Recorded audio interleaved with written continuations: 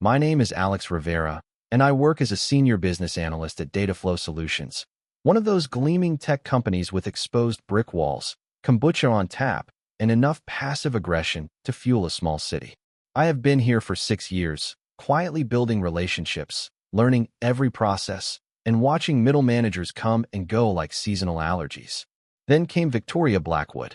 Victoria arrived 3 months ago as our new director of operations, armed with an MBA from somewhere expensive and enough buzzwords to fill a corporate bingo card. She had perfectly styled blonde hair, designer blazers that probably cost more than my car payment, and the kind of smile that never quite reached her eyes. The first red flag should have been how she introduced herself to the team. I am here to optimize our human capital and maximize productivity metrics. Not, I am excited to work with you. Not, let us build something great together. Human capital, like we were inventory in a warehouse. Within her first week, Victoria called an all-hands meeting to announce her revolutionary new policies. We would now have daily stand-ups at 7:30 a.m. sharp. Weekend work would be strongly encouraged for anyone seeking advancement. And her personal favorite, a new performance ranking system where the bottom 10% of the team would be placed on improvement plans every quarter. I watched my colleagues shift uncomfortably in their ergonomic chairs as Victoria clicked through her presentation. Jennifer from marketing looked like she might cry. Tom from IT was already calculating his exit strategy. But I just took notes, smiled politely, and filed away every unreasonable demand for later. You see, Victoria made a crucial mistake that day. She assumed that being loud meant being powerful, and that fear was the same thing as respect. But I learned a long time ago that the most dangerous people in any office are the ones who smile, nod, and remember everything. The harassment started small, as it always does. Victoria began scheduling urgent meetings at 5:45 p.m. on Fridays. She would reassign completed projects to her favorites and take credit for our work in executive presentations. When our team exceeded quarterly targets by 20%, she told the CEO it was due to her strategic leadership interventions. But her favorite target was David Kim from our accounting department. David was soft-spoken, brilliant with numbers, and had been with the company for 8 years. He also happened to be the primary caregiver for his elderly mother, which meant he occasionally needed to leave by 5:30 for medical appointments. Victoria made David's life a living nightmare. She would schedule mandatory meetings during his mother's dialysis appointments, then write him up for missing critical business discussions. She reassigned his parking spot to a visitor space, forcing him to park 6 blocks away in paid lots. When David's mother was hospitalized last month, Victoria denied his request for flexible hours, claiming it would set a bad precedent for work-life balance expectations. The breaking point came on a Tuesday morning in November. David had been working through lunch for 3 weeks straight, trying to close our quarterly books while Victoria kept adding urgent reports to his workload. He looked exhausted, surviving on vending machine coffee and whatever his wife packed for him. Victoria strutted over to David's desk at 9:15 a.m., holding a thick stack of papers like a weapon. David, I need you to reconcile all vendor payments from the last fiscal year by end of business today. The auditors are coming tomorrow morning, and any discrepancies will reflect poorly on my department's performance metrics. David looked up from his computer screen, confusion written across his face. Victoria, the audit is not scheduled until next month. I have the email confirmation right here. Victoria's smile turned predatory. Plans change, David. In the business world, we need to be agile and responsive to shifting priorities. Unless you do not think you can handle the increased responsibility. I was sitting 3 desks away, pretending to review budget spreadsheets while actually watching this corporate theater unfold. David was trapped, and Victoria knew it. Refuse the impossible task, and he would be written up for insubordination. Accept it, and he would inevitably fail to meet her artificial deadline, giving her ammunition for his next performance review. David took a deep breath. I understand the urgency, but this represents approximately 40 hours of work. Even if I stayed all night, I could not possibly finish by 5 p.m. today. Then I guess you will need to manage your time more efficiently, Victoria replied, dropping the papers on his desk with a theatrical thud. I will be checking your progress every 2 hours. And David, if this is not completed to my satisfaction, we will need to have a serious conversation about your commitment to this organization. She walked away, leaving David staring at an impossible mountain of invoices and reconciliation forms. That was when I knew it was time to make some phone calls. You see, Victoria had no idea about my background before Dataflow Solutions. She never bothered to read my full resume, never asked about my previous experience, and certainly never wondered why a senior business analyst might have such an unusual familiarity with employment law and HR procedures.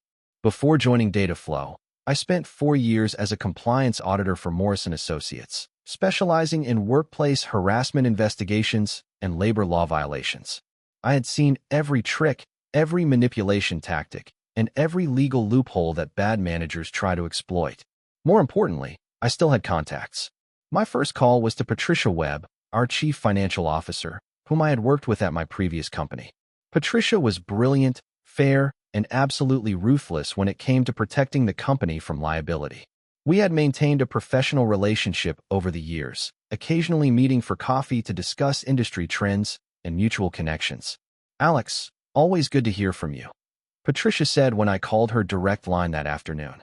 "What can I do for you?" "Patricia, I need to make you aware of a potential legal situation that is developing in our operations department.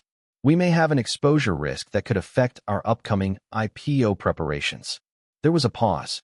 Patricia understood corporate speak. Legal exposure and IPO risk were magic words that guaranteed immediate attention. "Tell me more." I spent 20 minutes laying out Victoria's harassment campaign against David, complete with dates, witnesses, and documentation. Patricia listened without interrupting, occasionally making notes. "Alex, do you have evidence of these incidents?"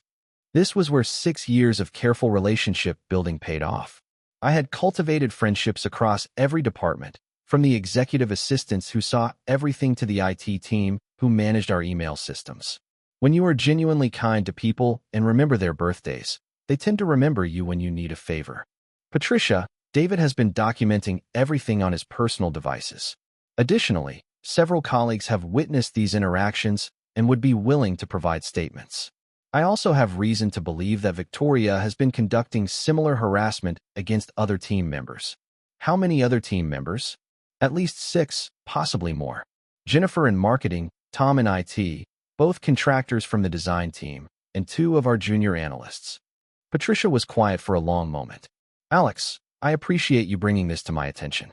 Can you compile a confidential report with all relevant documentation? I will need to review this with our legal team immediately." "Of course. But Patricia, there is something else you should know. Victoria has been telling people that she has a direct mandate from the CEO to clean house and eliminate underperforming employees. She is planning to put David on a performance improvement plan this Friday." "She is planning to do what?" "The thing about performance improvement plans, or PIPs as they are commonly known, is that they are supposed to be collaborative tools to help struggling employees improve their work. In reality, they are often used as legal cover for termination. Create an impossible set of goals, document the employee's failure to meet them, then fire them for cause." "Patricia, based on my analysis, Victoria is using PIPs as a pretext for termination. David's performance reviews have been exemplary for 8 years. His productivity metrics are above department averages, and he has never received any formal disciplinary action.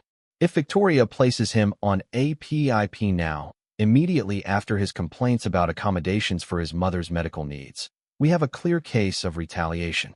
"Jesus, Alex, how did you catch all of this?" "I pay attention, and I have experience with these situations." Patricia was quiet again. "Can you be in my office at 7 a.m. tomorrow? Bring everything you have. I will be there." The next morning, I arrived at Patricia's office with a carefully organized folder containing David's documentation, witness statements from 5 colleagues, printed email chains showing Victoria's escalating demands, and a detailed timeline of her harassment campaign. Patricia reviewed everything with her usual methodical precision, occasionally asking clarifying questions or requesting additional details. "Alex, this is extremely thorough. How long did it take you to compile all of this?" The truth was, I had been building this case file for weeks, ever since Victoria's behavior pattern became clear.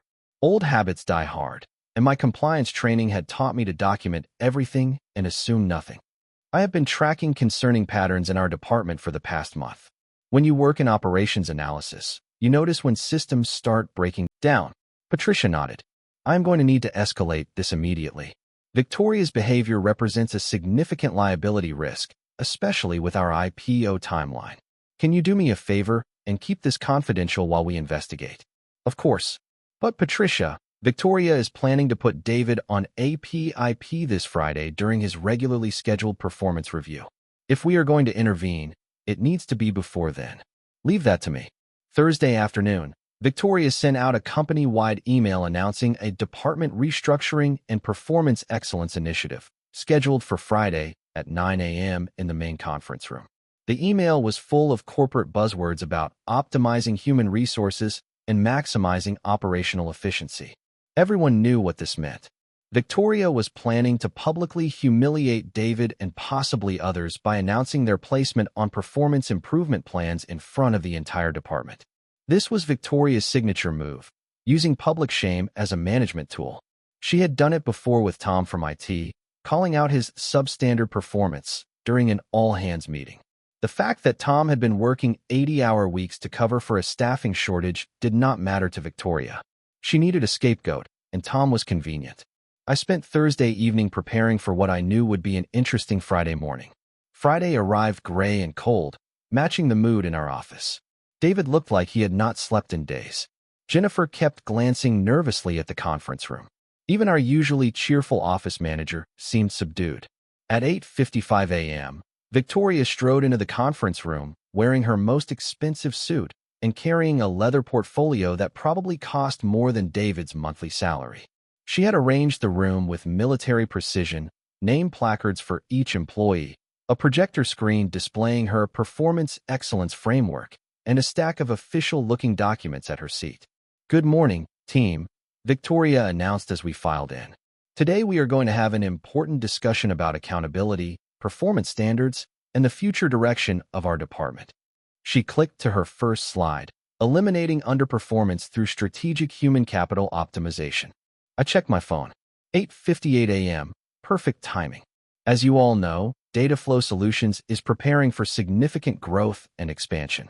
This means we need to ensure that every team member is operating at peak efficiency and contributing maximum value to our organizational objectives. Victoria clicked to her next slide, which showed a bell curve labeled Performance Distribution Analysis.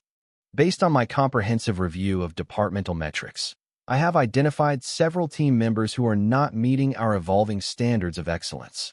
She turned to face David directly.